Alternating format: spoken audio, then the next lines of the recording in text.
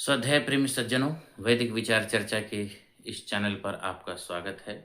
आज हम बात करेंगे भर्तृहरि के नीति शतक के द्वितीय श्लोक। जो भर्तृहरि का अपना व्यक्तिगत दर्द तो है ही, पर ये उन सभी विद्वानों का भी दर्द है।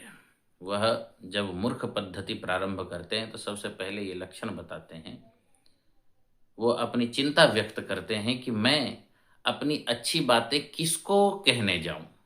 श्लोक इस प्रकार है कि बौद्धारोह मत्सरग्रस्ताः प्रभवस्मय दूषिताः अबोधोपहताश्चान्ये जीर्णमंगे सुभाषितम।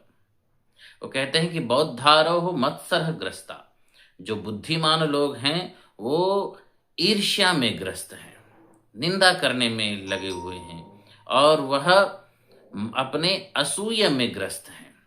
अर्थात जो गुणों में भी दोष का दर्शन करते हैं वह असूय, वह निंदा कहलाता है।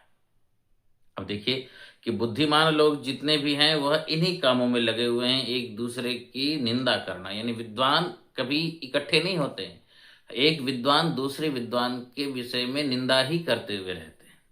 तो भर्तृहरि के काल में भी यही स्थिति थी, इसलिए उन्होंने कहा कि बौद्धारोह मत्सरग्रस्ताः, और प्रभवः, जो प्रभावशाली लोग हैं, राजा हैं, किसी पोस्ट पर हैं, ये सारे जो लोग हैं ये क्या है, स्मय दूषिता, वो अपने घमंड में, अपने दर्भ में, अपने अहंकार से दूषित हो गए।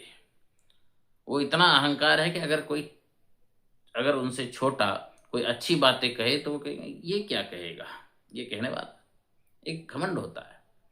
जैसे छोटा बच्चा भी कुछ कहे तो माँ बाप उसको वैल्यू नहीं देते, जबकि छोटा बच्चा भी कई बार बहुत ही अच्छी बातें कह देता है, पर माँ बाप यही कहते हैं क्योंकि माँ बाप होने का अपना प्रभाव है, तो कहते हैं ये क्या समझाएगा मुझे। तो भर्तृहरि भी कहते हैं कि जो प्रभावशाली लोग हैं वो अपने घमंड में चूर हैं। अब देखिए, अपनी नीति की बातें मुझे समझानी जिसको है, यानी बुद्धिमानों को अगर समझाने जाओ जो समझ सकते हैं वो तो अपने ईर्ष्या में ग्रस्त हैं। जो प्रभावशाली लोग हैं उनको समझाने जाओ वो समझ सकते हैं तो वो अपने घमंड में चूर हैं। फिर कहते हैं अबोधोपहताश्चान्य, और जो बाकी बच गए, यानी जो विद्वान नहीं है, बुद्धिमान नहीं है, प्रभावशाली नहीं है, उससे जो बचे वो क्या है, वो अबोध हैं। अबोधों को मैं समझाने जाऊं तो ये मेरी खुद की मूर्खता है, अबोध भी बात को समझेंगे नहीं।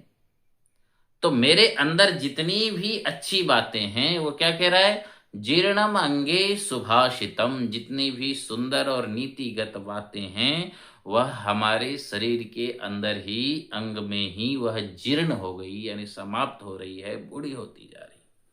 हर विद्वान का यह एक दर्द है जो भर्तृहरि ने बताया कि विद्वानों को जहाँ समझाना है, पर विद्वान लोग क्या हैं, वो अपने ही ईर्ष्या में ग्रस्त रहते हैं। प्रभावशाली लोग अपने ही घमंड में चूर रहते हैं, ये किसी की नहीं सुनने वाले हैं।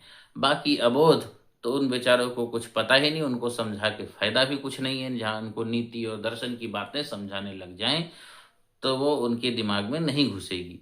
तो मेरे अंदर जितने भी सुंदर वचन हैं, सुवचन हैं, वह मेरे शरीर के अंदर ही जीर्ण होते जा रही है, समाप्त होते जा रही है। इति ओम शांति।